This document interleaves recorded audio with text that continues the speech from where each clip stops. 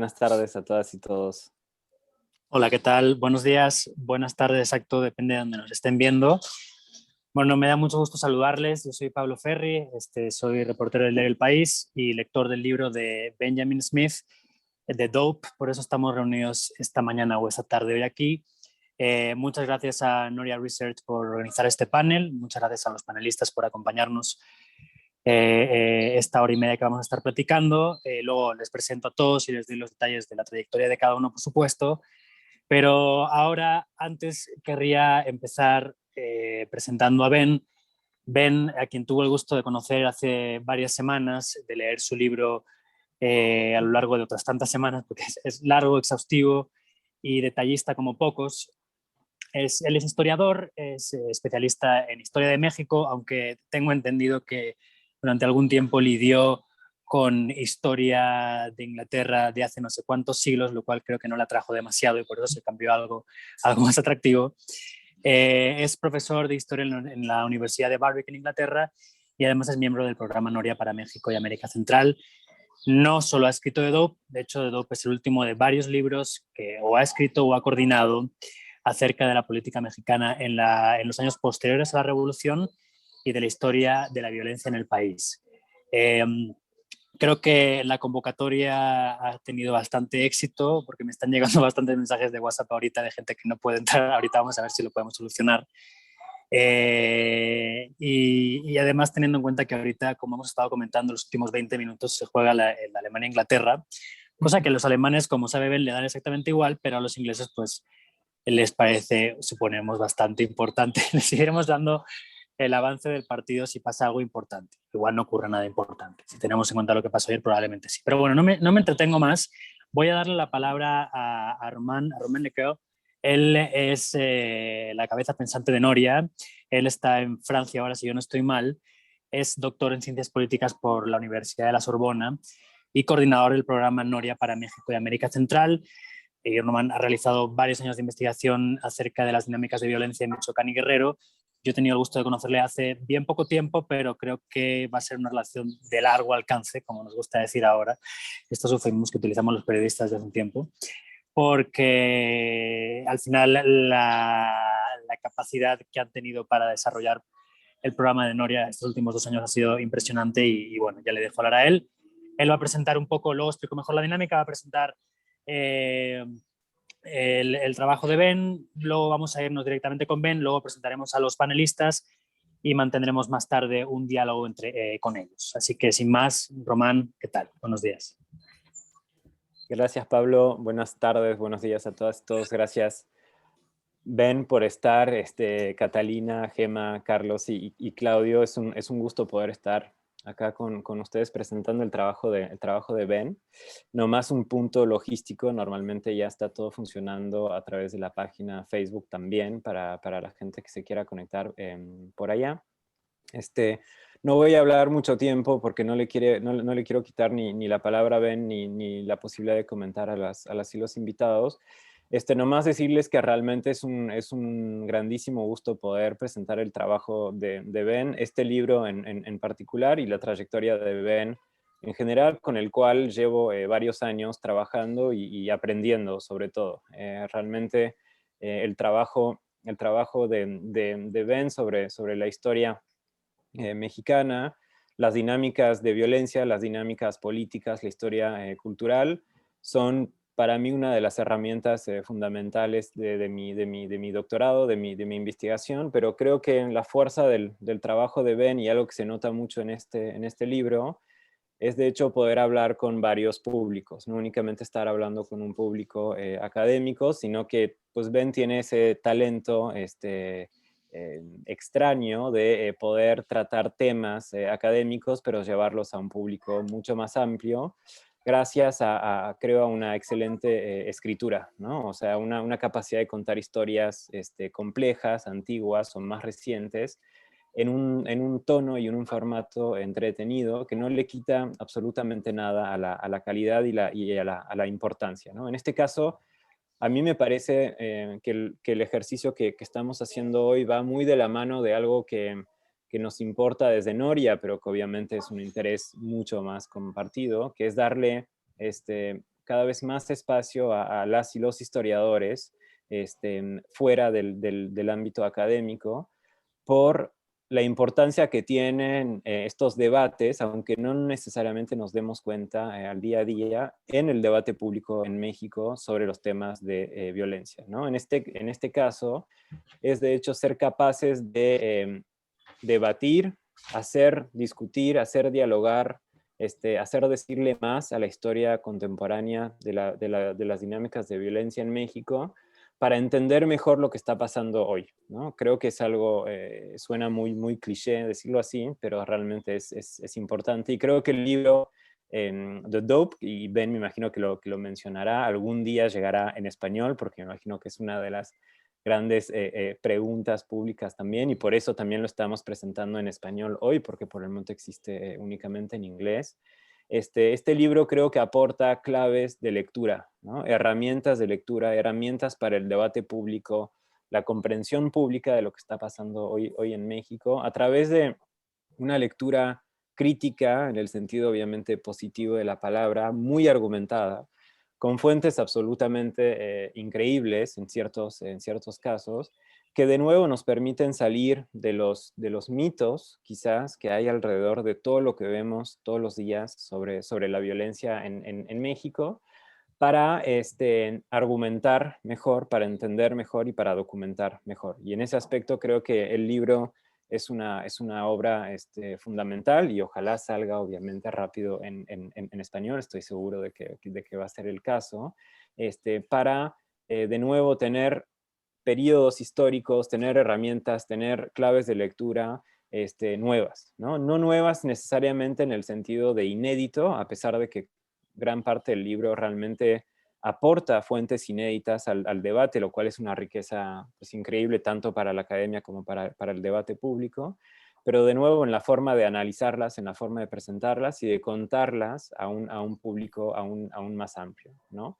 Entonces, pues creo que realmente este tipo de evento va con ese objetivo, algo que ya hemos hecho en el pasado y espero que lo podamos seguir haciendo, pero no voy a hablar nada más.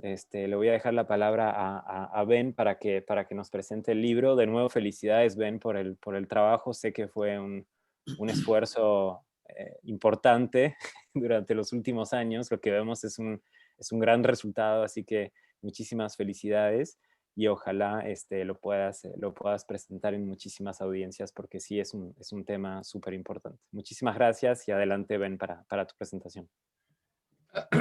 Muchas gracias. Entonces, como primero me gustaría agradecer a Romain y al equipo Noria que organizaron esta presentación, y a Carlos, Claudio, Pablo, Gema y Catalina que están comentando sobre este libro, y especialmente a todos los que están asistiendo a esta presentación. No voy a tomar mucho tiempo. Imagino que por ser mexicanos y expertos en las salidas de campeonatos en los octavos de final, muchos de ustedes también tienen un ojo en el fútbol como yo. También quiero agradecerles por asistir a la presentación de un libro que todavía busca una editorial mexicana. Ojalá que la encontré pronto o cuando se consiga una traducción adecuada del título, The Dope. Si tienen ideas, estoy abierto a cualquier idea. Bueno, en esta presentación voy a hacer tres cosas muy simples. Voy a presentar unas de las fuentes que usé para elaborar el libro.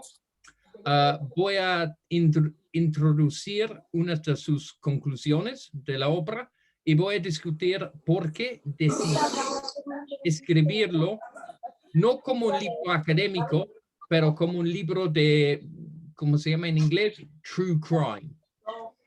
Bueno, para empezar, ¿cómo investigué este tema de las drogas en México? Como comentan bastantes académicos, es un tema lleno de teorías no probadas, de fuentes sin confianza y de conspiraciones. En términos simples, estoy en acuerdo. Nunca vamos a encontrar el testimonio indudable de Miguel Ángel Félix Gallardo o Chapo Guzmán. La guerra contra los narcos ha creado mitos en los dos lados. Pero creo que es posible construir una narrativa verosímil más o menos acercándonos a la verdad. Mi primera como estrategia, con la ayuda de otros investigadores como Nat Morris, Will Pansters, Juan Antonio Fernández Velázquez, Peter Watt, Adela Cedillo, Alex Aviña y Romain, fui a buscar en todas fuentes posibles, desde los documentos clasificados de la DEA, la DFS y la Secretaría de la Defensa Nacional, hasta los artículos como alarmantes de los periódicos amarillistas y sus declaraciones, la mayoría de ellas extraídas bajo tortura de los tribunales judiciales. Mi segunda estrategia fue a combinar estas fuentes mexicanas con los que casi nunca usan los historiadores serios de los narcóticos, las entrevistas con agentes y traficantes americanos. Por eso gasté meses en Texas y California solo y también con Will y Nat, haciendo entrevistas con agentes borrachos y arrepentidos en las cantinas de la frontera. También traté de localizar los más importantes traficantes de la marihuana durante los primeros años de la contracultura. Eventualmente hice entrevista con el famoso poeta de los contrabandistas, Jerry Kamstra, antes de su muerte, y también con Travis Ashbrook, el jefe del grupo hippie The Brotherhood of Eternal Love. Luego traté de triangular estas fuentes usando el buen sentido y también mi conocimiento y entendimiento de la historia mexicana. Bueno, entonces, ¿qué encontré? Primero y obviamente, el tráfico de drogas fue siempre una cuestión de oferta y demanda. Desde el inicio del siglo pasado, la demanda estadounidense por las drogas fue casi constante y la desigualdad económica significó que siempre fue un mercado de mexicanos interesados en las ganancias hechas por esta demanda. Por eso el narcotráfico hasta sus momentos más bajos, en los 30s o 50s, nunca se desapareció. Siempre México fue la fuente de emergencia para los adictos gringos. Mi segundo descubrimiento fue que durante la mayoría del siglo XX, la industria del tráfico de drogas fue relativamente pacífica, especialmente en comparación con otros pleitos políticos, económicos y culturales, sobre que Gema ha escrito mucho y muy bien. Y no fue el resultado, como comentan muchos politólogos, del control del gobierno de México. De hecho, fue el resultado de las relaciones de compadrazgo, amistad y familia que vincularon la mayoría de traficantes. Y también fue el resultado del mercado enorme por narcóticos al otro lado de la frontera, que nunca necesitó un control monopolístico para ganar dinero. Tercero, y tal vez más controversial, fue mi descubrimiento de las relaciones entre el Estado mexicano y los narcotraficantes. En lugar de pensar de estas relaciones en términos normativos de corrupción, yo usé la idea como derivada de Tilly, Gambetta, Varesi y Volkov de los llamados protection rackets o los sistemas de extorsión y protección. Encontré que desde el periodo de la Revolución Mexicana, los gobernantes mexicanos extorsionaron a los traficantes de drogas a cambio de protección legal. Primero fueron las autoridades municipales, entonces las autoridades estatales y desde los 70s las autoridades federales. Claro que muchos funcionarios utilizaron este dinero para comprar casas, para comprar coches y para comprar joyas para sus amantes, pero también lo utilizaron para construir el Estado mexicano, para fabricar escuelas, construir carreteras y crecer instituciones. Si estos sistemas de extorsión y protección tuvieron sus beneficios, también tuvieron sus desventajas. Y fueron los sistemas de extorsión y protección que también introdujo la violencia al comercio de narcóticos. Primero, Para extorsionar a los traficantes, las autoridades utilizaron una mezcla de fuerza, amenazas y violencia ejemplar. Segundo, cuando cambiaron las autoridades, hubo una lucha por el control de los sistemas de protección. Y tercero, estos sistemas contaron con la confidencialidad. Como resultado, cuando los periodistas los revelaron, frecuentemente pagaron con sus vidas. Cuarto, y para terminar, mi última conclusión fue que la otra causa de la violencia fue la guerra contra las drogas, pero no en términos que la mayoría de politólogos piensa. Desde las 70s, la brutalidad de esta guerra, el uso frecuente de la tortura y los castigos severos rompieron los viejos vínculos entre los narcotraficantes.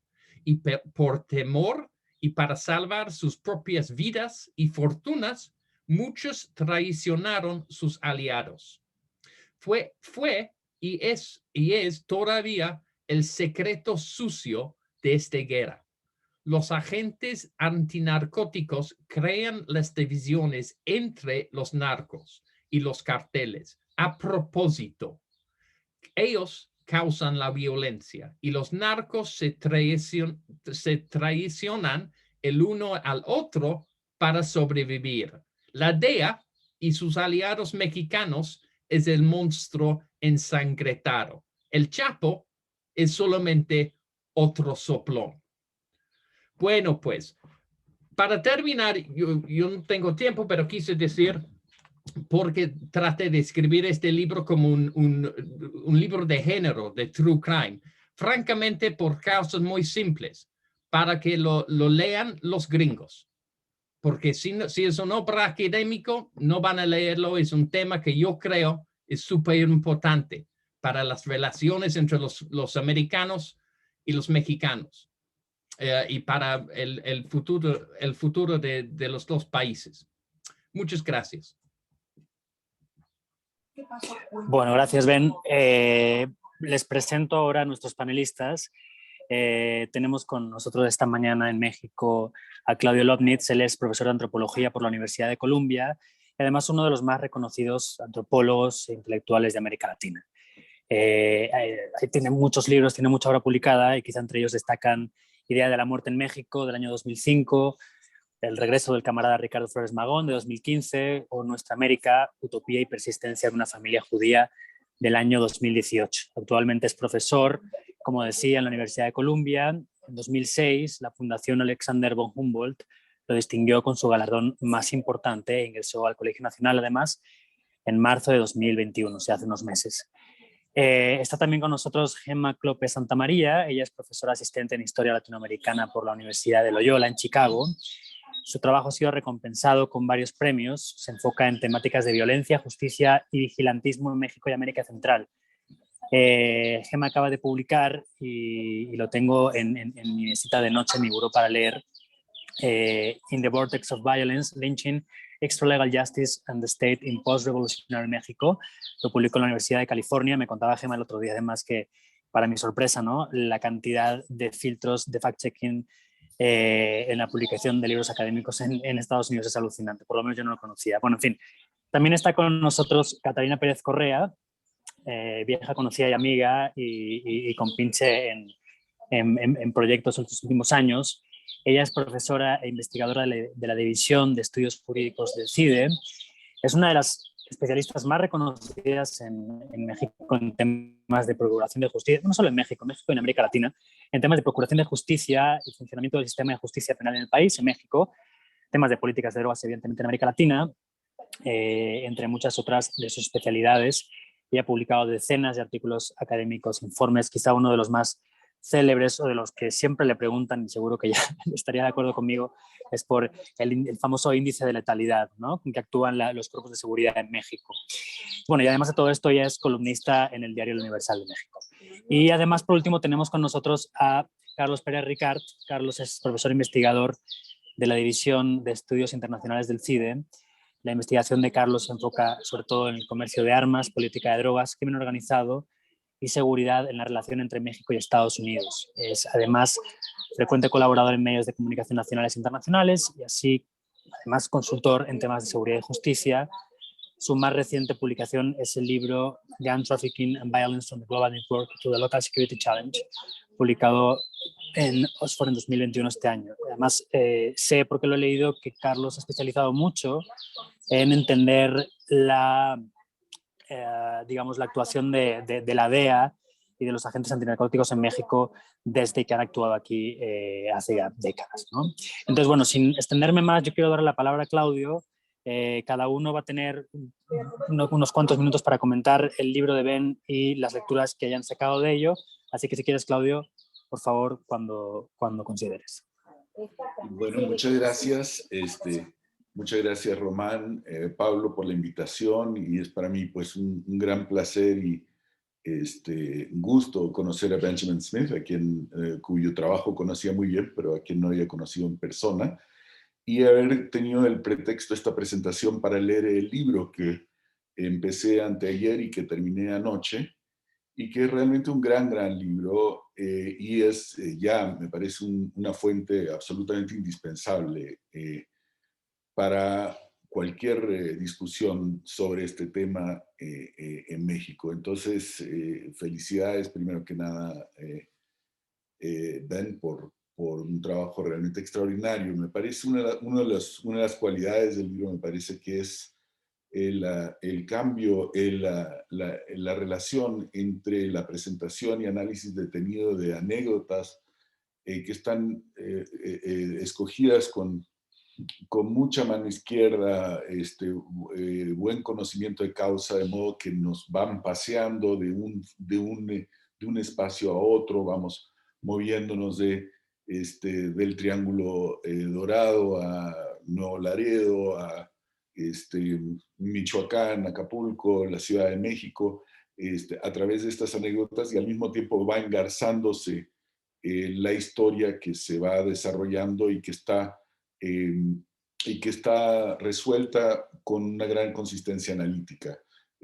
Al leerlo me queda claro, aunque el libro no está lleno para nada de citas y referencias, cosa que para un académico como yo a veces es un poco frustrante. Al final hay un cuerpo crítico que explica el trabajo de fuentes más o menos como fue capítulo por capítulo, felizmente. Y lo que me vino a la mente inmediatamente al leerlo era que era una historia un poco estilo Charles Tilly, pero pensada para el caso mexicano, cosa que no es nada evidente desde el punto de vista de la narrativa de Tilly, que finalmente trata de la formación del Estado en Europa.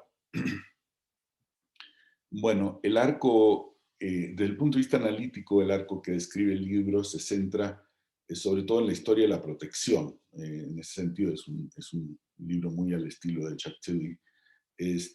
Pero de la historia de la protección de una rama de la economía informal, que es la economía de las drogas, que tiene en el caso mexicano una particularidad relativa a algunas otras ramas de la economía informal mexicana, que es que la economía de las drogas es, por su naturaleza, en el caso mexicano, por su naturaleza transnacional. Incumbe en primer lugar al mercado de los Estados Unidos, pero también incumbe proveedores de China, principalmente en la parte inicial de la historia de la heroína y también en la parte más reciente de las metanfetaminas y del fentanilo, o no sé si nunca sé si el fentanilo es masculino o es femenino, no sé eso, y también de Colombia como proveedora de cocaína. Esta historia de la protección que cuenta Benjamin Smith es una historia donde el negocio de la protección pasa de un principio en que está controlado por gobiernos municipales, y lo que significan los gobiernos municipales de zonas rurales productoras de amapola, por ejemplo, o de marihuana, que son cacicazgos aunados a una estructura estatal endeble usualmente, ¿no? de municipios rurales, la protección pasa de esos gobiernos municipales a gobiernos estatales, al gobierno federal, y del gobierno federal entra a un momento en que hay una captura del Estado, por usar el lenguaje que él usa y que me parece adecuado, por parte de organizaciones criminales privadas. Entonces es una historia entonces de centralización de la protección, del negocio y la protección de esta rama de la economía informal, que pasa de lo municipal a lo estatal a lo federal, a un momento en que la fuerza de estos grupos es suficientemente grande como para controlar ciertamente policías municipales en primer lugar, pero gobiernos municipales y porciones muy importantes de gobiernos estatales y del gobierno federal. Ese es un poco el arco desde el punto de vista analítico que queda resuelto en este libro. El momento en que la protección se sale del control del Estado, se podría decir, algo así como un narcoestado. No es un término, hasta donde entendí, al que Benjamin se adhiera necesariamente, pero digamos, hay claramente una transformación del Estado porque estos grupos criminales sí alcanzan a controlar partes importantes del territorio. Entonces, en ese sentido, el arco sí termina siendo muy distinto a la historia de la relación entre protección y formación de Estado en Europa, como lo desarrolla Tilly u otros. El libro es también, creo, un fantástico, como dijo Román en sus palabras iniciales, un fantástico ejemplo de la relevancia de la disciplina histórica para la comprensión de problemas contemporáneos y de los problemas contemporáneos más enredados e impenetrables. Entonces, en eso la escritura tan diáfana y el haber valientemente decidido contar la historia con toda la autoridad de un contador de historia, que es una situación problemática para cualquier académico, pero creo que en este caso sí se agradece mucho porque termina desarrollando no solo un material, sino un punto de vista claro frente al cual la gente podrá ya definirse también con la misma claridad. Y entonces, bueno, eso en cuanto a mis comentarios generales respecto al libro, y tenía como dos preguntas que me parece que podrían ser interesantes para la discusión. Son solo dos, podría haber cualquier cantidad de preguntas sobre cada una de las porciones del libro, por cierto, porque como es una historia que comienza el porfiriato y termina ahorita, entonces en cada una hay bastante material y ejemplos y anécdotas y demás. Cada sección podría generar un buen número de preguntas. Así es que yo pongo dos que me vienen a la mente. La primera es que al final no me quedó 100% claro qué es lo que es para el autor un cártel. Es un término porque es un término que Benjamin Smith, por un lado, revela claramente su origen como un origen bastante arbitrario, pero que al final resulta ser un poco inevitable. Entonces, la impresión que me dio es que esa palabra o cualquier otra que uno use en sustitución da la impresión de que refiere a un tipo como de organización confederada en que las partes están, digamos, diferenciadas tanto en términos territoriales como a veces en términos funcionales, pero que esas partes tienen capacidad de coordinación entre sí y algunos liderazgos establecidos, posiblemente también a modo confederado, aunque eso no me quedó demasiado claro en el libro, y que tienen que tener dos elementos. Uno, una capacidad de orquestar un negocio transnacional y otro, cierta capacidad de control territorial. Esa es la sensación que me dio lo que sería un cártel, por ejemplo, a diferencia de organizaciones criminales de esas que han proliferado a partir de la estrategia de ir pulverizando estas organizaciones, y muchas de las cuales no tienen realmente capacidad de orquestar un negocio transnacional y se vuelven simplemente negocios de extorsión a nivel local. Entonces quería escuchar a Benjamin Smith al respecto de qué es al final para él un cártel. Tomando como dado que el libro mismo problematiza el término y al final de todas maneras no se puede deshacer del todo.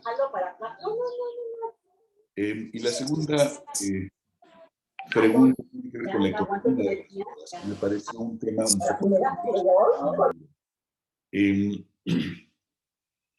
muchos de los cálculos que están en el libro respecto a la importancia económica del negocio y que provienen claramente de fuentes muchas veces de la DEA o de fuentes norteamericanas o a veces de respuestas mexicanas a esos cálculos, son, como lo dice muy simpáticamente el libro, entre comillas, cálculos de servilleta, o sea, cálculos así como a ojo de buen cubero. Pero no me queda muy claro qué tan buenos son esos cálculos de ojo de buen cubero. Y quería oír un poco a Benjamin hablar sobre esto. Pongo un ejemplo. Él muestra que en los años 50 del siglo pasado cae de manera importante la exportación de heroína mexicana a los Estados Unidos. Hay campañas relativamente eficaces de erradicación por una serie de motivos. Y al mismo tiempo, el libro dice que en los años 40, o sea, el momento inmediatamente previo a esas campañas, la economía de esta exportación de heroína representaba un 15% de las exportaciones mexicanas. Entonces, en esos momentos de contracción de la exportación, ¿se nota en las cuentas nacionales algo? Es decir, hay una contraparte mexicana de en los momentos de contracción en la exportación, porque lo que queda claro es que no hay la contracción mexicana no afecta el consumo de drogas en los Estados Unidos, sino que viene entonces la heroína del French Connection famoso o de alguna otra parte. Entonces, la demanda norteamericana no parece estar muy afectada por lo que pasa en México, pero ¿qué es lo que pasa en la economía mexicana? Otro ejemplo de tema económico interesante es mucho más reciente, son cosas que el grupo de la Noria también ha estado tratando, que es la caída de la amapola, es decir, del opio y el auge de la fentanila. Entonces ahí, por ejemplo, no me queda muy claro si la parte campesina de esta historia, ¿no? Los campesinos del Triángulo Dorado, los campesinos de la costa sierra michoacana o del estado de Guerrero, se salen de la economía de las drogas a la que habían de la que habían formado parte por ya no tener cliente para la amapola y la fentanila, pues es un producto de laboratorio, o las anfetaminas, metanfetaminas, o hay una reconversión. Entonces, hay algunas preguntas sobre la economía de la cosa que me gustaría tal vez escuchar algún comentario. Y con eso termino. Muchas gracias y de nuevo muchas felicidades, Benjamin, por un magnífico libro en el que aprendí muchísimo. Bueno, pues muchas gracias, Claudio. Ya están llegando algunas preguntas. Si quieres, ven, apuntamos las que ha puesto sobre la mesa Claudio para el final de las intervenciones. Le cedo la palabra ahora a Gema. Le recuerdo nada más, porfa, que tratemos de ser breves y concisos, porque si no, nos vamos a ir hasta las 2 de la tarde. A mucha gente seguro que le apetece, pero igual sería demasiado, ¿no? Entonces, Gema, si quieres, cuando quieras. Sí, muchas gracias, Pablo. Y también estoy muy contenta de estar aquí y quiero empezar primero por felicitar a Ben también. Qué gran libro y qué gusto ser parte de esta conversación. Muchas gracias a Noria, a Romén, a Pablo. Y bueno, este trabajo, como ya lo dijo Claudio, será sin duda un referente obligado para entender la historia del narcotráfico en México y igual o quizá más importante para mí, es un referente obligado ya para entender cómo y por qué una política prohibicionista, militarizada y represiva se convirtió en el enfoque dominante para hacer frente al cultivo, producción, tráfico y consumo de drogas en nuestro país, a pesar de todas sus fallas y a pesar de todos sus problemas. En este libro, en The Dope, Ben Smith narra la historia no solo del tráfico de drogas en México, sino de los prejuicios sociales, las decisiones políticas, los intereses económicos y las condiciones geopolíticas que hicieron posible que un enfoque a todas luces fallido y costoso en términos de vidas humanas y calidad de la democracia en México haya continuado, con pocas excepciones, por más de un siglo. The Dope forma parte de una creciente y necesaria historiografía que da cuenta de la larga historia de las drogas en México. El libro hace eco de algunos de los hallazgos de esta literatura reciente, aunque es, diría yo, único en su ambición y alcance, en términos de su enfoque geográfico, es decir, a nivel nacional, del periodo que cubre, básicamente todo el siglo XX y las primeras décadas del siglo XXI, y del tono desenfadado en el cual el autor conecta las pequeñas historias cotidianas del consumo y tráfico de drogas con la gran historia, ¿no? Aquella historia nacional y trágica de su combate y de su prohibición.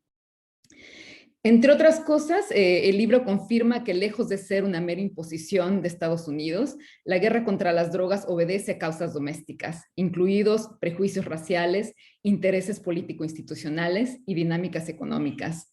Desde luego, ser el país de un país con altísimo, ser el vecino de un país con altísimos niveles de consumo, con el cual se tiene una relación asimétrica y el cual representa la región hegemónica en la región y en algunos momentos del mundo, creó los incentivos económicos e institucionales. Sin embargo, el libro confirma que en sus distintas etapas el tono prohibicionista estuvo mediado por los intereses de las élites domésticas gobernantes, así como por una parte importante de la opinión pública.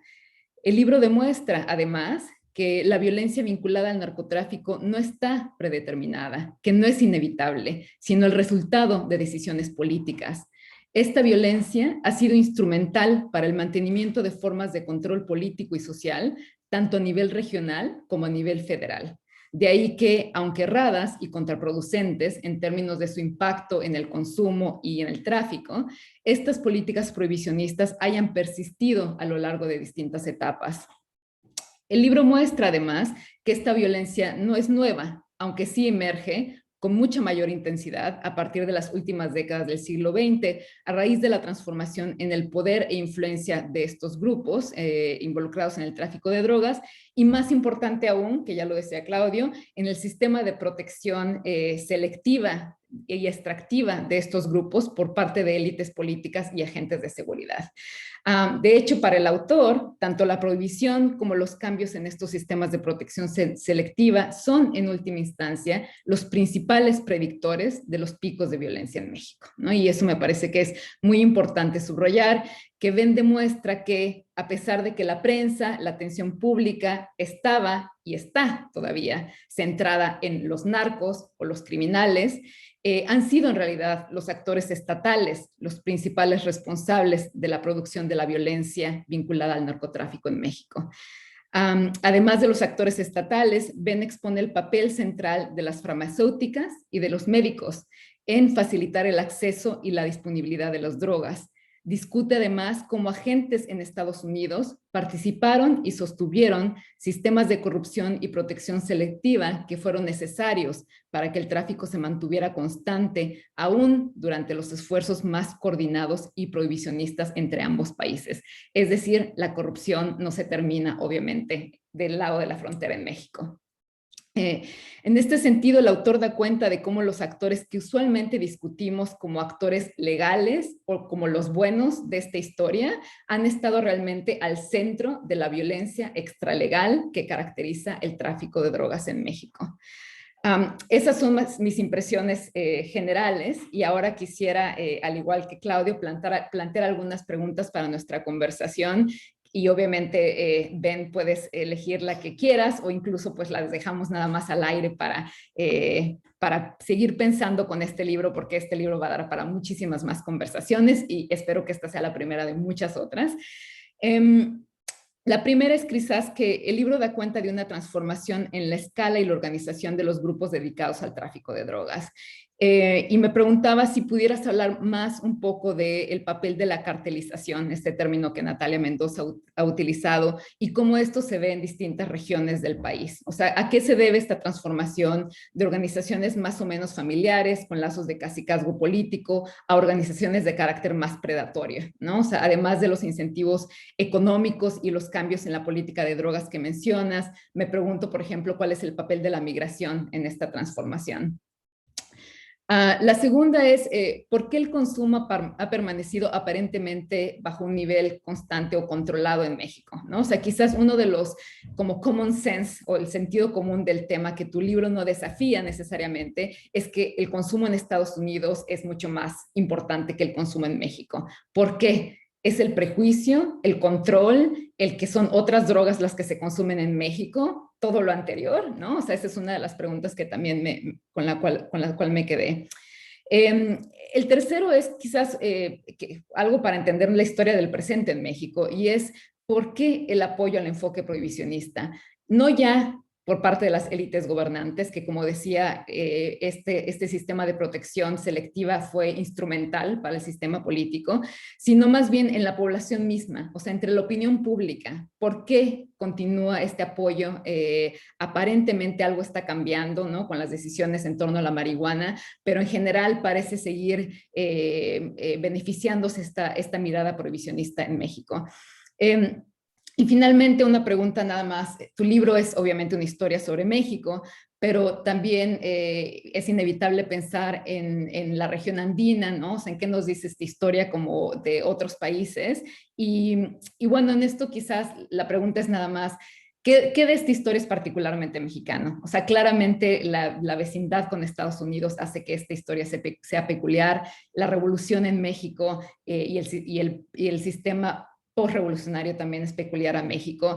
Entonces, bueno, me preguntaba como de esta historia, ¿qué es particularmente mexicano? Y Ben, de nuevo, mis felicitaciones y me da mucho gusto estar aquí este día. Felicitaciones.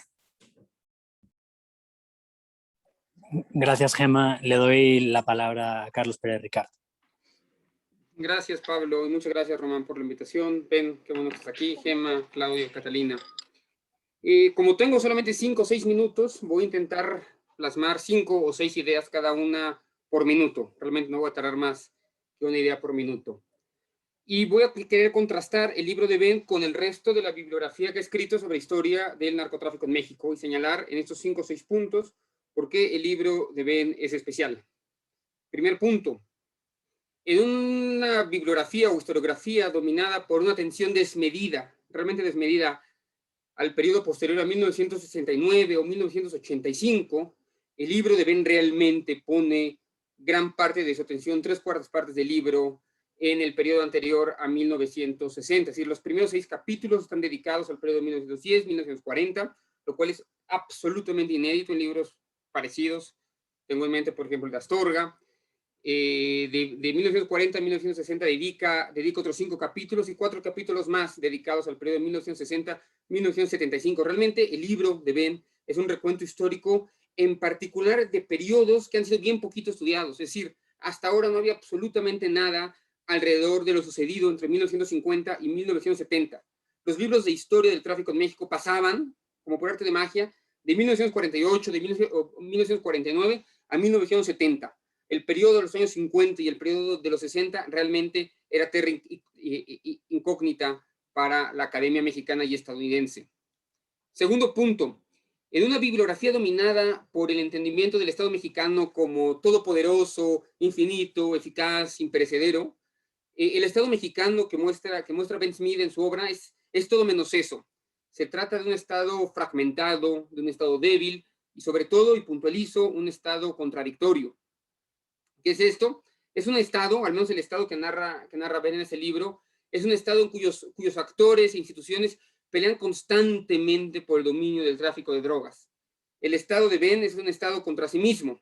En una frase, el libro de Ben nos ayuda a situar en contexto el verdadero tamaño y las contracciones verdaderas del estado súper fuerte, súper imperecedero, pintado por la bibliografía hasta ahora, y ahí creo que Ben hace realmente una gran contribución historiográfica y que sirve no solamente para el campo de estudio de las drogas, sino en general para entender mejor al sistema político mexicano.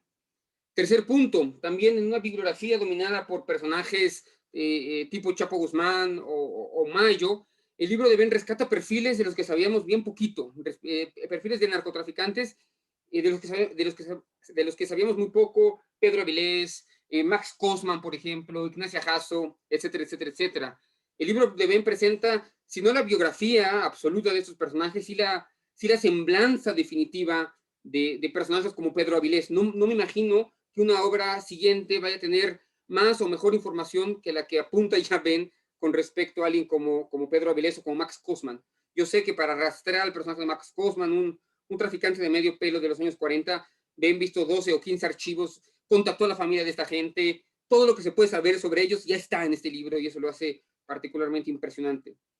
Cuarto punto, en la bibliografía en donde siempre se relata lo novedoso, lo nuevo de la violencia actual, Ben nos muestra cómo la violencia ya en su máxima crueldad existe desde principios de siglo, es decir, identifica masacres reales, ¿no? De 40 o 45 muertos, ya en 1920 en Chihuahua, por ejemplo, y rescata casos que bien podrían competir con los niveles de violencia actuales.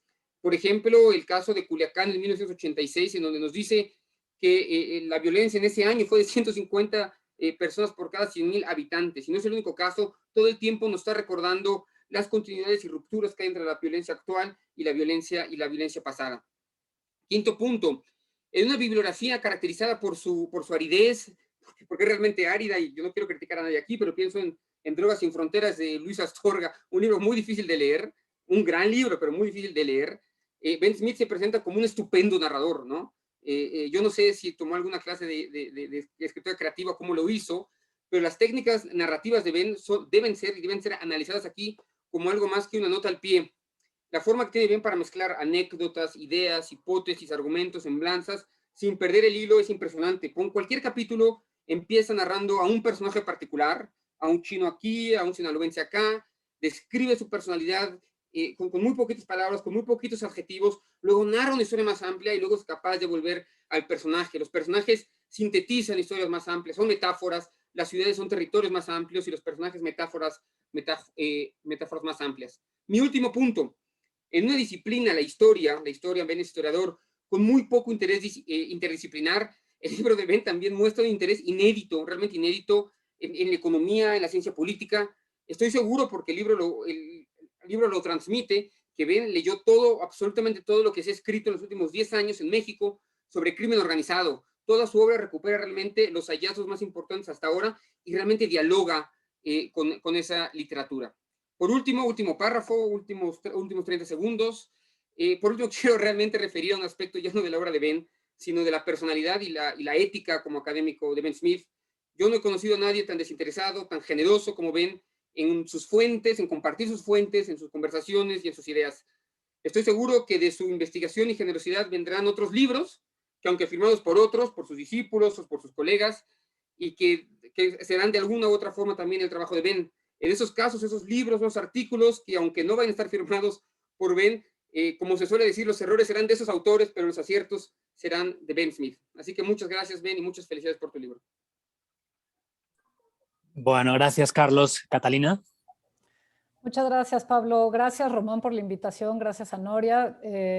Pablo, también gracias por la presentación.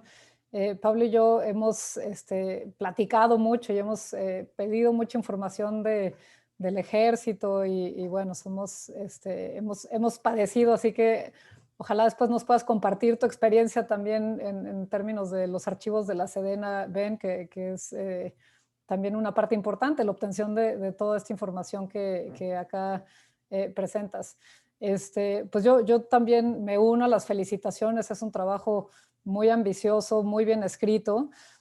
A mí lo que yo destacaría son la facilidad con la cual abordas todas las dimensiones del problema del tema de las drogas, ¿no? Porque no solamente es el tema de la política de drogas y la presencia de las drogas, la producción de drogas a través de la historia, sino en las distintas partes del país, desde pasar de la frontera hasta las montañas y las zonas cultivadoras, hasta las ciudades, los despachos de los políticos en la Ciudad de México, también temas como el racismo que cruza la política de drogas, las relaciones internacionales y binacionales con Estados Unidos, y lo haces de una forma que realmente hace muy fácil la lectura. Yo estaba un poquito preocupada porque hace unas semanas no había empezado, no tenía todavía el libro, y cuando lo empecé a leer es una cosa muy fácil de leer porque es entretenido, las anécdotas que cuentas son muy entretenidas. A mí también me gustó mucho que incluyeras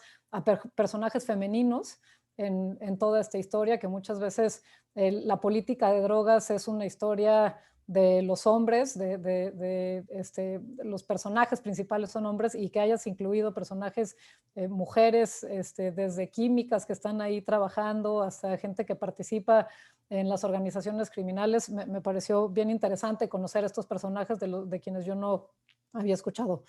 A mí también una de las cosas que ya sabemos, pero me parece que haces un muy buen trabajo en mostrar, es la función y cuestionar la función de la política de drogas, ¿no? Este experimento que hizo Salazar, en el cual pues se ve que estaba funcionando, que había evidencia de por qué había la necesidad de cambiar la política de drogas, y cómo pues esto se desechó por presión de Estados Unidos, y que en realidad, en el fondo, lo que menos importa en toda esta historia que estás contando es la salud, o eso pareciera, ¿no? Que la salud en realidad no es algo que esté en el centro de la política de drogas, sino que están todas estas dimensiones que estás contando, ¿no? Yo ahí, el personaje de Aslinger, no sé cómo pronunciarlo, es un personaje bien interesante, y ahí a mí me gustaría saber un poco más de ti, como ¿qué es lo que estaba detrás de eso? O sea, ¿era nada más el ego de esta persona que necesitaba tener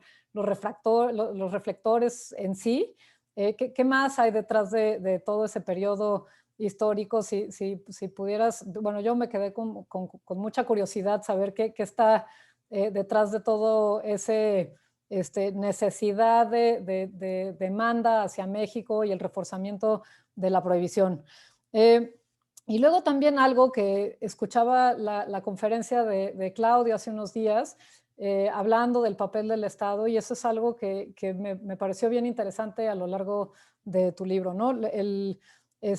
Preguntabas hace rato de cómo traducir.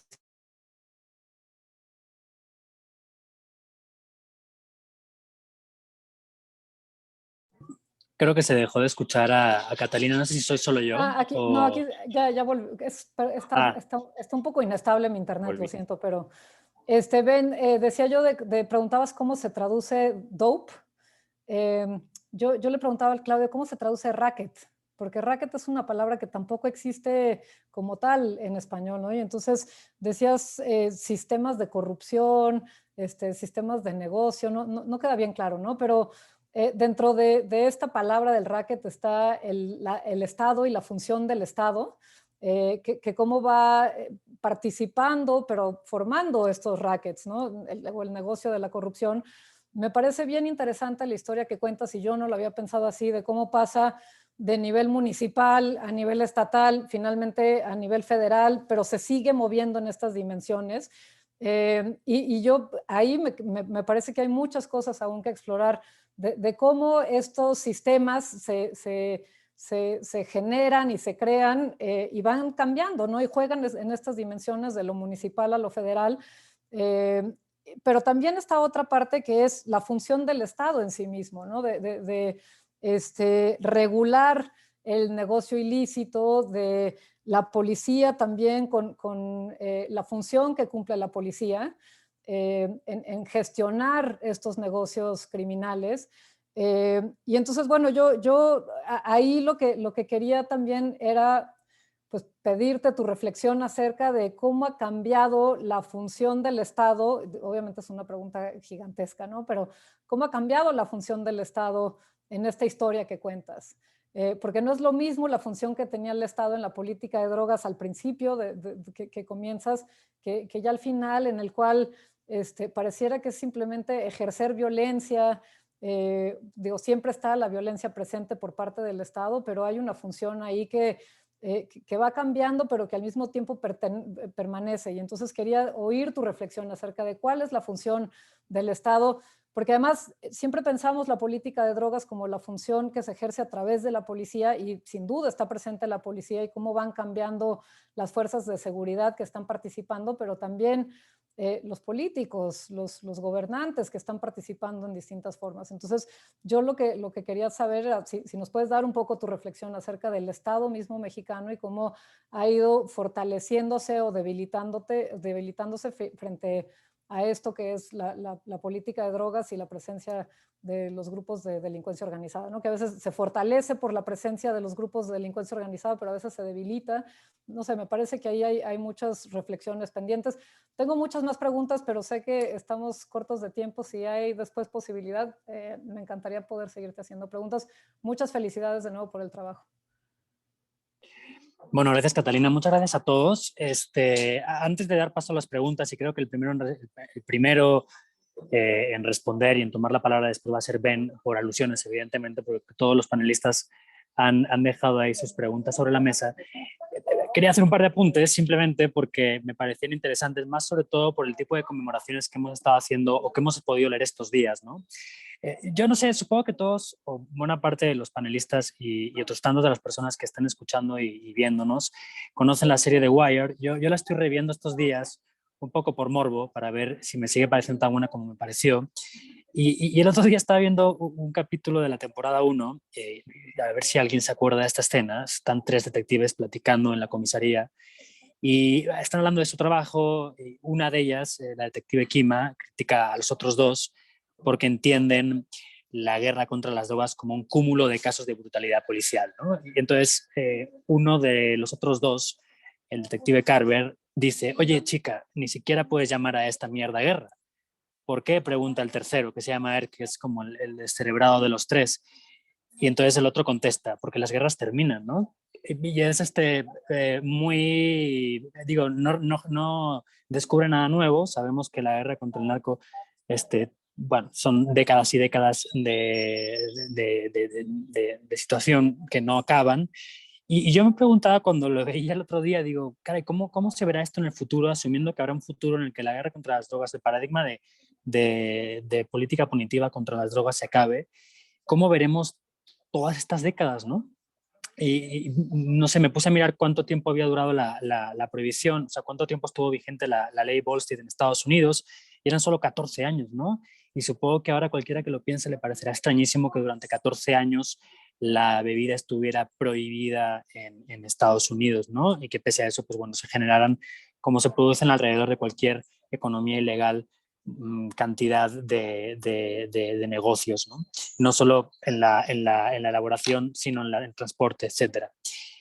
Y lo decía esto porque, bueno, estos días hemos podido leer cantidad de artículos académicos, periodísticos, sobre todo sobre los 50 años de la guerra contra las drogas, la era Nixon sobre todo y sus consecuencias. Y cuando leí alguno de estos artículos pensaba en el libro de Ben, pensaba en The Dope y la cantidad de cosas, mejor dicho, que pasaron antes de que Nixon, digamos, que diera un envoltorio definitivo a las políticas punitivas en el tráfico y el consumo de drogas. Y yo recuerdo en las primeras páginas del libro de Ben que él incluso habla de 1914 como el momento en el que se legisla en el sentido de la regularización de las drogas, ¿no? En el caso de la ley Harrison, que regula el uso de la morfina en Estados Unidos. Y tanto tiempo después, más de 100 años después, nos encontramos en una fase en la que hemos olvidado siquiera que al principio el tráfico no tenía que ver necesariamente con la violencia. Y aquí me refiero justamente a lo que decía Claudio al principio, ¿no? Estamos hablando en realidad de una historia de la protección del tráfico, no una historia del tráfico, que al final es lo que genera esa violencia, ¿no? En fin, son esas cosas las que quería dejar encima de la mesa, no me voy a extender más. Hay un montón de preguntas que se han dicho desde el principio. Yo no sé si Ben tiene alguna favorita por la que quiera empezar. Yo tengo apuntadas algunas. Claudio planteaba qué es entonces un cartel a partir de todos los nombres que tú mencionas en el libro. Gema, por ejemplo, se pregunta por el consumo o por qué el consumo está más o menos controlado en México y por qué siempre ha sido más en Estados Unidos. Catalina apuntaba al final cómo ha cambiado la función del Estado en la historia del tráfico de drogas. Hay varias preguntas también que nos han llegado por Facebook y por Zoom y que Román igual me puede echar la mano lanzándomelas. Ahora sí que Ben, como autor, eres el consentido hoy, así que elige la que más rabia te dé o la que más te guste. Piensa que todavía Inglaterra está empatando, o sea que tampoco debes tener demasiada rabia acumulada. Y pues estás silenciado, entonces dale el botoncito este para poder hablar. Ahora Perfecto. sí. ¿Me oye? ¿Me oyes? Sí, sí, sí, perfectamente. Perfecto. Entonces, voy a contestar muy pronto, muy corto, ¿no?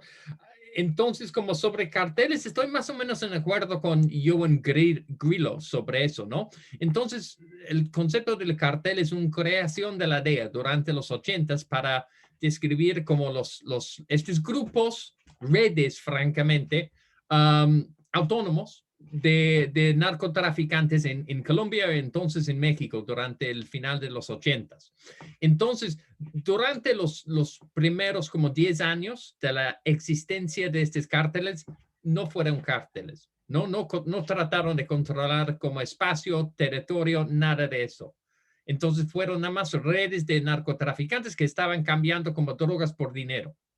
Pero yo creo que al final de los 90s, al inicio del siglo XX, empezaron a funcionar más como carteles en términos que ellos trataron de controlar espacio-territorio y extorsionar protección y dinero de otros criminales al dentro de este territorio. Now, yo sé que este no es exactamente un cartel, pero este es el término que ahora como usamos para describir este tipo de grupo de crimen organizado.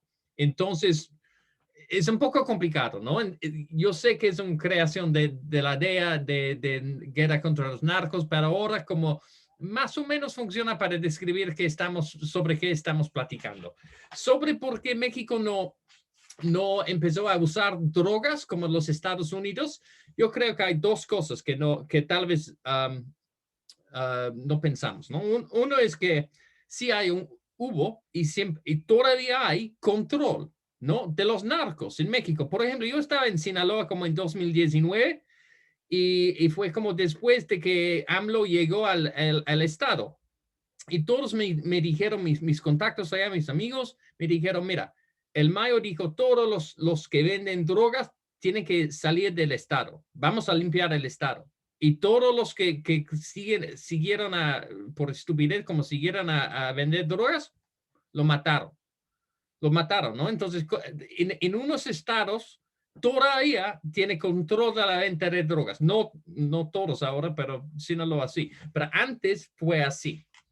La segunda cosa, yo creo que es cultural, ¿no? México nunca tuvo una contracultura hegemónica. En Estados Unidos, los blancos de la clase media empezaron a fumar marihuana. Y este fue un cambio grandísimo, ¿no? En el mercado de drogas en Estados Unidos. Y entonces, como desde los 60s, las drogas no han tenido como tanta, o no todas las drogas, crack cocaine sí tal vez, las drogas no han tenido este como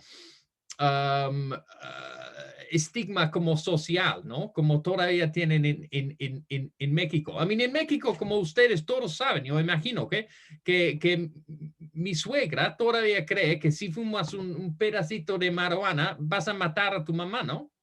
Todavía hay esta creencia, ¿no? Entre la gente. Estas creencias son muy profundas. Bueno, otra... sobre las figuras y los números, ¿no?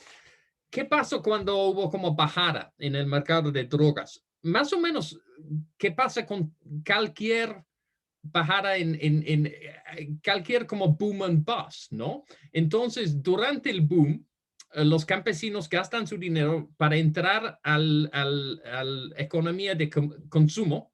Compran coches, compran hornos, compran cosas así, y también envían sus hijos a la universidad o a la escuela. Pero cuando desaparece este boom, cuando no pueden vender las drogas, entonces regresan al campo y regresan a ser como campesinos. Tal vez unos hijos ya tuvieron la suerte de ir a la universidad y también tiene este fuente de dinero. Pero este es que yo he visto durante los 50 ahora desde la caída del precio de heroína, este es lo que pasó. Ya, otras preguntas. Tengo una pregunta aquí, si está bien, si puedo contestarlo. Hay unas cuantas, han llegado un par aquí, han llegado alguna otra más a Facebook. Hay una que, si te parece, me gustaría que la contestaras, digo, bueno, porque también lo ha planteado Catalina, creo, antes, parcialmente al menos, y alude a la traducción de dope. Yo, si estuviera en España, podría decir que hay un palabra como mandanga, por ejemplo, que podría ser una buena traducción, pero yo no sé en realidad qué palabra que pueda servir o pueda servir para todos los países de habla hispana en general. No sé siquiera si exista. ¿Tú lo has pensado, Ben? He pensado, como he preguntado con mi esposa, que es traductora, pero no sabemos, ¿no? Estaba pensando como la mercancía, ¿no? Queda muy formal. O sea, de dope siento que podrían utilizarla en The Wire. La mercancía me parece que no aparecerían los subtítulos. No, pero bueno, pues igual la dejamos pendiente. A ver si alguien de los que nos están viendo, somos más de 60, más de 70 en total, creo, nos dan ideas, ¿no? Estaría interesante por lo menos sacar al final alguna traducción que nos convenza, que sea parcialmente a todos. Hay una pregunta interesante que nos ha llegado por Zoom. La hace Paulina García. Por cierto, la anterior la hacía Juan Chávez. Pero hay una que hace Paulina García. Paulina García habla de un término que utilizó Claudio Lovnitz en la Nación Desdibujada. El concepto es Community Service Protection en un contexto en el contexto del caso michoacano. Y Paulina se pregunta si las Drug Protection Rackets, los sistemas de protección y extorsión de los que hablan, tienen alguna, o sea, son términos compatibles, son términos intercambiables. Yo no sé si Claudio lo ve así. ¿Cómo lo ven ustedes? Disculpa, ¿puedes como preguntarme pregunta otra vez? Como se cae. Sí, voy a preguntarlo otra vez. Decía, hay una pregunta que hizo Paulina García. Paulina ha leído el libro de Claudio, La Nación Desdibujada, y decía que Claudio utiliza en ese libro un concepto, Community Service Protection, que habla o que se refiere a las organizaciones criminales en México, y ella se pregunta si este término, Community Service Protection, digamos, tiene que ver, es intercambiable con las Drug Protection Rackets, los sistemas de protección y extorsión que tú utilizas en tu libro. No, yo creo que no, porque ¿sobre qué está escribiendo Claudio? Sobre el caso michoacano. Sí, sobre ¿No, Claudio? el caso michoacano. Son sistemas de protección. Ellos protegen al pueblo, ¿no? Del crimen organizado, de criminales y del Estado, ¿no? Yo estoy tratando de escribir un sistema. Protección es un término un poco difícil, ¿no? Un sistema de extorsión, ¿no? Que las policías como vienen a ver los narcos y ellos demandan dinero de estos narcos y si no los dan, los ponen en la cárcel o los entregan a los gringos. Entonces, más extorsión que protección. Ellos como extorsionan dinero y si los dan dinero, como ellos dan protección a estos narcos. Y este es el sistema sobre que estoy platicando. Ok. Claudio, ¿tú quieres añadir algo al respecto por alusión? Es simplemente que en el libro de Ben queda descrito como sucede en varios de los estudios etnográficos que existen, tanto sobre Michoacán como Sinaloa y otros lugares, que han descrito queda muy bien descrita la tensión que hay entre protección y extorsión, ¿verdad? Que es un filo que está siendo negociado al momento de imponer una especie de monopolio sobre la llamada protección. Está siendo financiado porque la protección viene antes, normalmente con una amenaza. Es decir, si no me rindes a mi tributo, te sucederán cosas, ya sea porque yo te las hago directamente o porque otro te las hará porque no te protejo. Entonces la protección siempre está negociada y la extorsión también está siendo de alguna manera negociada, frecuentemente de manera colectiva, pero hay alguna negociación allí. Entonces, el filo entre los momentos, digamos, más cruentamente extorsionistas, ¿no? Como, por ejemplo, en el libro de Benjamin queda bien descrito esto a la hora de discutir los Zetas, ¿no? Los Zetas como un sistema realmente muy cruel, una máquina de extorsión prácticamente, ¿no? Y de articulación del crimen como en una especie de metaestructura, ¿no? Del crimen común local en una metaestructura de extorsión y de protección. Eso puede bascular en otras direcciones en otros momentos. Entonces tienes figuras como aparentemente más benévolas o zonas en que hay una protección más pacífica. Y eso es algo que está muy bien descrito ya en la literatura etnográfica, que en este libro que ha incorporado de una manera bastante sistemática, me parece. Gracias, Claudio. Carlos quería añadir algo, pero antes han llegado una traducción unánime de The Dope, con la que estoy súper de acuerdo, además, es La Merca, ¿no? Me parece brutal. Ya tienes título para la edición en español, Ben. Pero bueno, Carlos, por favor, adelante.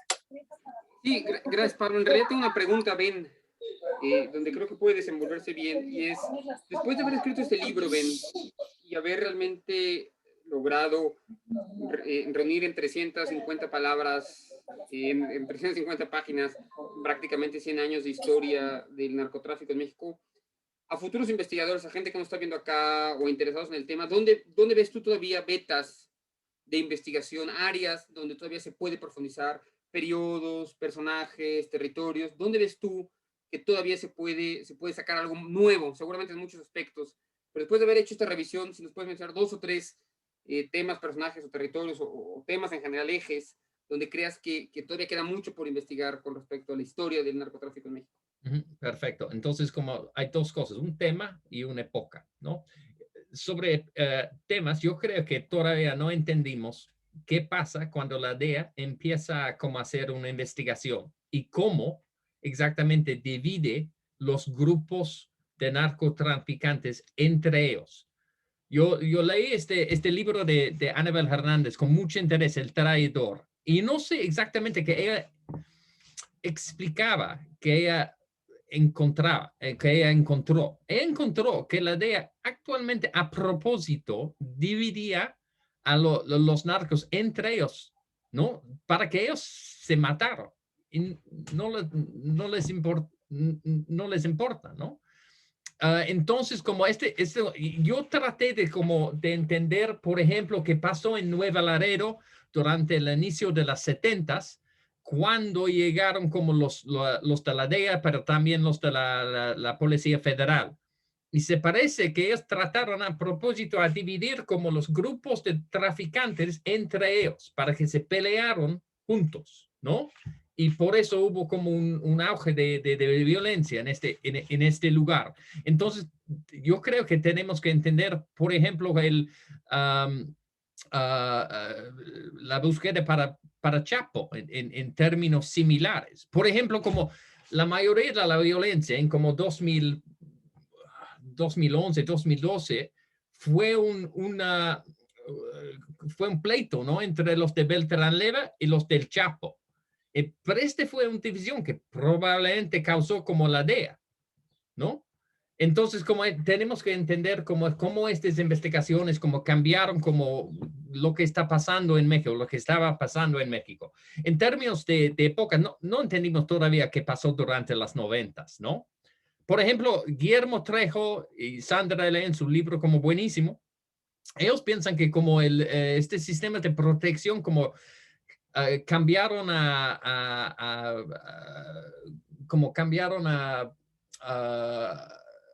las policías locales, ¿no? Pero yo no vi eso. Yo vi que todavía como los policías federales tuvieron control de los sistemas de protección durante esta época, pero también tenemos como estos grupos, estos casi ejércitos que crearon como los carteles, los narcotraficantes, como la línea en Ciudad Juárez o este grupo de fresas en Tijuana. Entonces, como esta es una época que todavía no entendimos, ¿no? Otra cosa que quise contestar muy pronto es Pablo como preguntó, ¿cómo vamos a ver esta guerra contra los turcos en décadas o en siglos, ¿no? ¿Cómo los chinos van a ver este locura de los gringos? ¿Van a pensar eso como la persecución de las brujas durante el siglo XVI, XVII en Europa? Es poco provocativo. Bueno, desde luego, es interesante porque ahora asumimos todos, bueno, que es lo normal, ¿no? Antes de acabar, porque ya no estamos pasando el tiempo, pero Catalina quería apuntar algo y yo no quería que se quedara con sus reflexiones ahí encima de la mesa, así que porfa, Cata. No, era solamente que decías que van a pensar esto como la guerra, perdón, o la persecución de las brujas, que eso tenía una función muy clara, que era someter a las mujeres que se salieran. Y en ese sentido, entonces, ¿cuál es la función de la política de drogas en esta historia que estás contando, ¿no? Y regresamos a tu pregunta, que es la función del Estado en todo eso, ¿no? La función del Estado como dijo Carlos, ¿no? Es completamente contradictorio. En una manera, su meta es como agarrar narcos, complacer a los gringos por agarrar a narcos, pero en otra manera,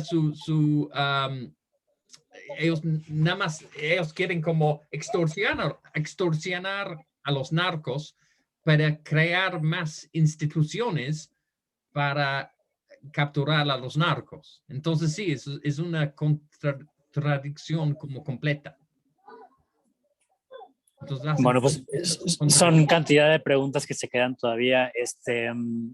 Yo creo que deberíamos tener otra sesión más adelante para seguir contestando preguntas, para seguir planteándolas, porque al final, si no podríamos estar aquí toda la vida, el libro... Didi, perdona, Ben. Estoy en Twitter, envíame cualquier como pregunta y voy a contestar en los próximos 2-3 días. No tengo mucho a hacer, excepto tomar si Inglaterra gana. Bueno, entonces esperemos que Inglaterra pierda para que tengas más días. No es broma. Antes de pasarle la palabra a Román y agradecer a todos los presentes, Carlos, ¿quería apuntar alguna última cosa? Sí, como promoción, Ben tiene en su página de internet de Dope una serie de blogs bien interesantes de aquellos aspectos que no pudo del todo desarrollar en el libro. Por ejemplo, la historia de Max Kosman o lo de Avilés, etcétera, etcétera. Entonces, eso me muestra dos cosas. Uno, pues sus ganas de compartir, además hay documentos y fuentes primarias ahí que se pueden ver en la página de internet. Y dos, que el libro en realidad sintetiza su historia. No es como hacemos muchos, que intentamos llenar de páginas y llenar de letras lo que queremos escribir, ¿no? Y al final salen cosas muy grandes. Realmente el libro de Ben es una síntesis de conocimiento y él está ayudándonos a profundizar en esos aspectos en su página de internet. También, si tienen algunas preguntas, vayan a la página y desde ahí yo creo que hay además muchísimo, alguien que le interese el tema puede a partir de esos documentos iniciar nuevas investigaciones, ¿no? Entonces es realmente generoso también en eso, ¿no? En mostrarnos sus fuentes y en profundizar sobre personajes, historias y temas que por ahí no están tan presentes en el libro, pero que sí están después o en su Twitter o en su página de internet. Bueno, y voy a llorar y apoyar a Inglaterra. Gracias. Bueno, las preguntas que todavía se queden pendientes se las pueden hacer a Ben a través de su cuenta de Twitter. La cuenta de Twitter es @BenjaminSmith7, 7 es el número. Por ahí pueden también buscar su página web, es thedope.co.uk, ¿verdad, Ben? Así es. Así es. A ver si alguien se avienta y se traduce la página web y pone merca.com.mx, una cosa así. Mientras esperamos la traducción del libro, que por cierto sería la merca o merca. Yo creo que queda mejor merca sin la, ¿no? La merca, ¿no? La merca. ¿La merca? Bueno. The dope, la merca. Pues sí, bueno, queda ahí otra discusión más pendiente. Yo me despido. Le voy a dar gracias a todos los panelistas, a Claudio, a Carlos, a Catalina, a Gema, por supuesto a Ben. Felicidades por el libro. El libro creo que se puede adquirir a través de Amazon, simplemente poniendo The Dope, y ahí se puede adquirir. Esperamos su traducción pronta al español. Esta charla se queda grabada en las redes de Noria Research, ¿verdad, Román? Absolutamente, sí. Sí, estarán posteadas Perfecto. y disponibles para poder verlas. Perfecto, pues entonces lo vamos a dejar ahí. Yo me despido, le cedo la palabra a Román para que despida oficialmente el evento. Muchísimas gracias por su atención a todos. Qué interesante y qué ganas de seguir hablando, y mejor que nos quedemos con las ganas que nos hayamos aburrido, ¿no? Gracias Pablo por haber atendido. Agrego para promoción que de hecho hay una excelente entrevista de Ben por Pablo en El País, que salió hace unos 20 días más o menos. Si googlean Pablo Ferri más Benjamin Smith, me imagino que van a quedar con una excelente entrevista en la cual de hecho aborda Ben muchos de los temas de hoy. Es una entrevista muy, muy rica. Y nada, agradecer a Carlos, a Claudio, a Gema, a Cata por haber estado hoy. Es un gusto poder seguir estas pláticas con ustedes. Gracias, Ben, por haber estado mientras jugaba Inglaterra. Y espero que seguramente a partir de septiembre podamos tener, de hecho, a través de Noria, una agenda de eventos para poder seguir presentando libros, artículos sobre estos temas en México. Espero verlos muy, muy pronto, y les deseo un excelente fin de día, sea para ver fútbol o hacer otra actividad. Muchísimas gracias y muy buenas tardes, y de nuevo muchísimas gracias por acompañarnos y por haber aceptado la invitación. Gracias. Gracias. Muy amable. Thank you. Bye. Hasta luego. Gracias, Román. Bye. Chao. Gracias a todos. Muy amable. Bueno, gracias, bye. Bye. Bye.